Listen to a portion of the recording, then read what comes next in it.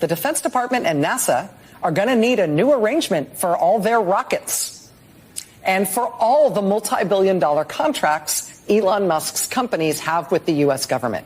Elon Musk's gone out there, full support for Trump, likely to be part of any Trump MAGA government, and now on Joe Rogan has expressed in a number of ways the significance of this election, believing, as many of the people on the other side do, as many Democrat people believe, that this is a pivotal, life-changing election. How many of you think that? How many of you think this is the election to change the world, whether you're a Democrat or a Republican? Surely you think that if the other side wins, it's kind of the end of the world as we know it. That's why I enjoyed talking to Dana White. Just went, I'm going to go to work the next day. It's kind of made me feel a little more relaxed about everything on, let's face it, what is a pretty anxiety-inducing day in a peculiar vortex of a time. Rachel Maddow says that in the event of a Democratic Party victory, Elon Musk's numerous government contracts will be cancelled. Even if Trump doesn't win, the Defense Department and NASA are going to need a new arrangement for all their rockets and for all the multi-billion-dollar contracts Elon Musk's companies have with the U.S. government. The U.S. government is going to have to either, unwind from all of those contracts, or Elon Musk's companies are going to have to unwind from him. This is an untenable reality in national security terms, now that we know what we know about Elon Musk. Early on in this election, we began to wonder, really what's happening is that legacy media and new media are engaged in a battle of information.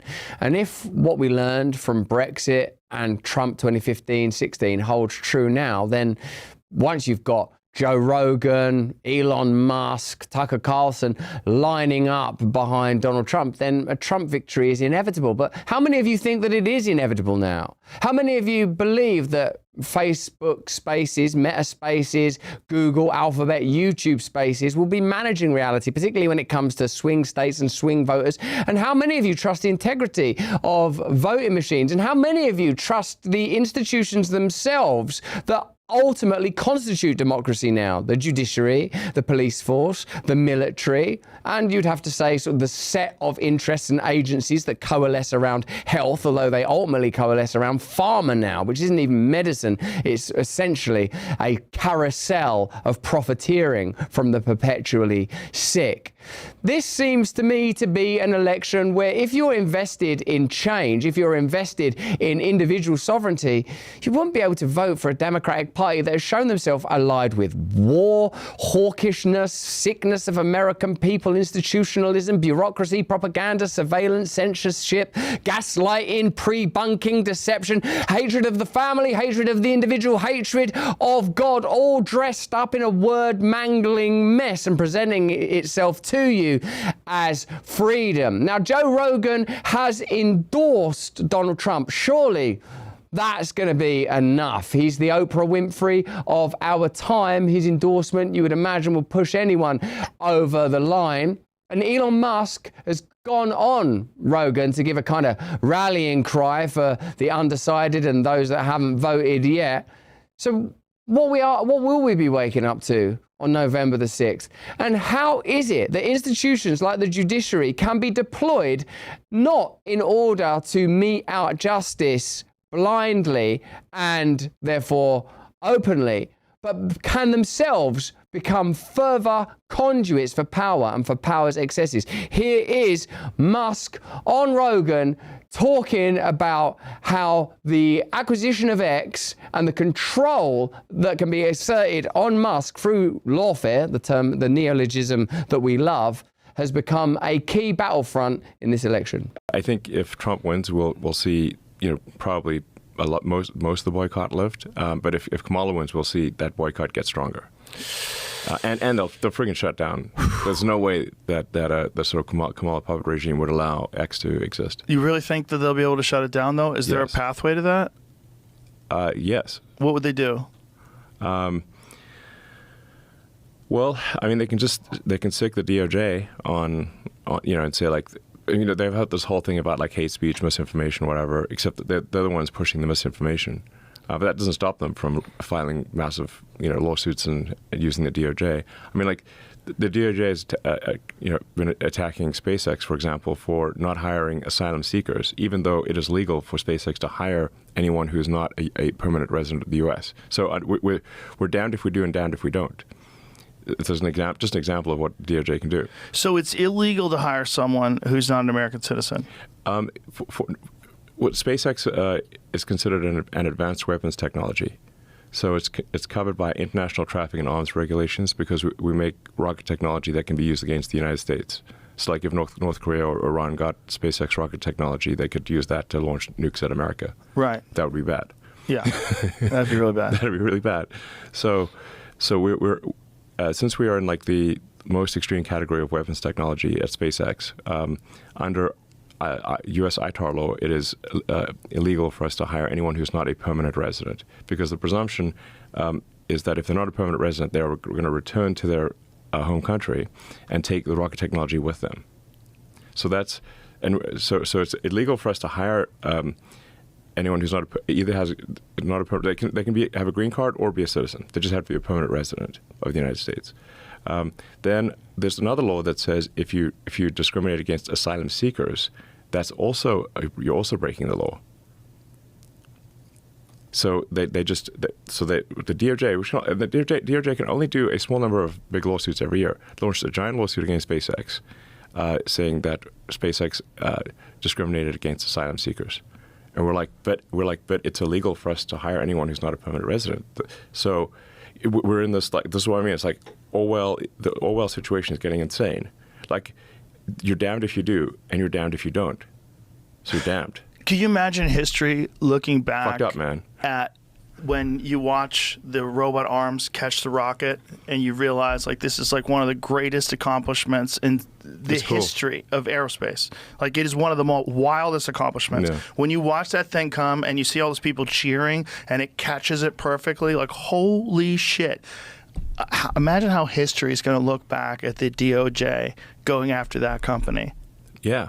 How insane it is. Big lawsuit with an army of lawyers. Like, this was not like some minor thing. But it doesn't even make any sense logically. Like, how could it even get brought to court if it's illegal? That's exactly. So that's what I mean. Like, basically, if the government wants to go after you, they'll just find a reason. It's like that famous quote from Beria. Like Stalin's like chief torturer, the head of Stalin's secret police, and he's like chief torturer, truly evil human being, like this guy Beria. One of his famous quotes was, "Show me the man, and I'll show you the crime." Right. They decide that you're the target, and then they figure out the crime afterwards. That's the issue. They decided SpaceX was the target. They just figured out the crime afterwards. Which is so crazy, because that's exactly what they're saying Trump is going to do if he gets into office. They're doing all the things that they accuse Trump of doing. Yeah. Openly. Yeah. Hey, have you heard of Kalshi? Kalshi is a company that allow you to legally bet on a bunch of things, including the outcome of this election. Now, I don't gamble because I don't agree with gambling, as a matter of fact, for a variety of reasons. But if you're a person who likes gambling and can gamble, Kalshi allows you to gamble on election outcomes. God, it'd be weird if you could influence that and then bet on it. Crazy. With the election being in all our minds, we can put our money where we mouths is. No, we can put our money where our mouths are, and we can bet on not only the outcome of the election, but how Senate's going to roll out and what the proportions are going to be in Congress. Anyway, you could vote for either Kamala or Trump in this election. So if you are a person that does gamble, gamble with Kalshi. Me, I don't gamble. Gambling's not for me, but I'm also not a totalitarian despot, so I believe you should do what you want to do. So you could go to kalshi.com/brand, and the first 500 traders who deposit $100 will get a $20 credit. And here, Musk talks specifically about the power of lawfare. The sheer number of hoaxes that the Democratic Party is pushing over and over again. And it's like, look, I understand, like, politicians are going to, exaggerate. They're going to misspeak, and they'll tell occasional, untruths, whatever. That's how it is in politics. But when you have deliberate, concerted, repeated pushing of hoaxes, you're like, wait a second, like, come on, man, this is too far. And you're supposed to be the good guys. You're supposed to, and you claim to be the good guys? I'm like, exactly. You're supposed to be the progressives. Yes, the Dems are like, oh, we're the good guys. We're the honest people. No, hang on. You can't claim to be the good guys. You can't claim to be the honest people if you're deliberately pushing hoaxes that have been debunked thoroughly. Yeah. Well, we're like even Snopes, which is a liberal thing, says it's bogus. Yeah. Like the Fine People hoax. Obama just said that on stage. Obama just said that. I was like, what the flying fuck? He doesn't give a fuck. He doesn't give a fuck. They're just That's a flat going out for goddamn it. fucking lie. Flat out lie. Flat out fucking lie. How about the other one where Kamala's campaign used what Trump was saying about protecting women and from illegal immigrants? Thank you. You remember that? What he was saying is, if the women like it or not, I'm going to do it. Yeah. When he was saying that, they were trying to say that he was taking away women's right to choose whether women like it or not. Like, that's not what he was saying. Absolutely. He was literally talking about protecting them from dangerous people that are sneaking in through the border. Yes, exactly. They'll take like not even a full sentence, like a half a sentence from Trump, and then they'll push it on every ad, every speaking event, every and it gets media. repeated on the news. Yes. This is what's crazy. They'll talk about it on these news shows, news shows. Yeah, exactly. I mean, a recent one that came up, which had a lot of people, because a lot of people reached out to me, was like, they're like, oh, Trump says he wants to execute Liz Cheney. I'm like, that is utter bullshit. It's not what he said at all. It's not what he said at all. He all he said was like, what he's saying is that, look, if Liz Cheney actually had to fight at the front lines, she'd think twice about going to war. Exactly. Like it's easy to go to war. It's easy to be a warmonger if you don't have to, risk dying at the front lines. Like basically it's fucked up if people are having like fancy dinners in Washington D.C. While people are being slaughtered in trenches. It's like you're not feeling the pain. Exactly. You're not taking the risk. It's someone else dying. Exactly. That's cruel and lacking in empathy. And all Trump was saying was that it's like Liz Cheney would be much less of a warmonger, because she's a huge warmonger, just like her dad, if she actually had to go to the front lines and fight herself. And meanwhile, they're saying that he's saying she should be shot. Yes, which is a total lie. But I had like tons of people call me this weekend saying, "Oh, Trump says he's going to put Liz Cheney in a firing squad." I'm like, that is an outrageous lie. And legacy media ran with that lie, big time. Yeah, it's crazy. It's just wild to see. And if it wasn't for Twitter or X now, I don't think we would know about all this stuff. I think it would be very difficult for you. I think YouTube throttled. They did something weird. They won't say what they did, but they did something weird with the Trump interview that I did. Yeah, where you couldn't find it. It doesn't make sense. It made no sense. I mean, it was like the biggest interview on earth. Yeah, and you can't find it. Yeah. Not only that, it wasn't trending. Bullshit. Yeah, we've had comparable challenges with YouTube. Certainly not comparable in the sense of a Joe Rogan interview with Trump, but clear manipulation of figures and direction of content. And that's, I suppose, becomes evident to anyone who operates on that channel. One of the other changes that's taken place since 2016, when it became evident that emergent media was more efficient in reaching and influencing people than traditional forms of media, because it's more bespoke, is one thing, more authentic is another reason, is that they were going to have to find ways of controlling it. And indeed they have. Firstly, they smear people that are prominent. They control algorithms. They direct you towards favorable sources of information. And that's why I suppose this election is difficult to call.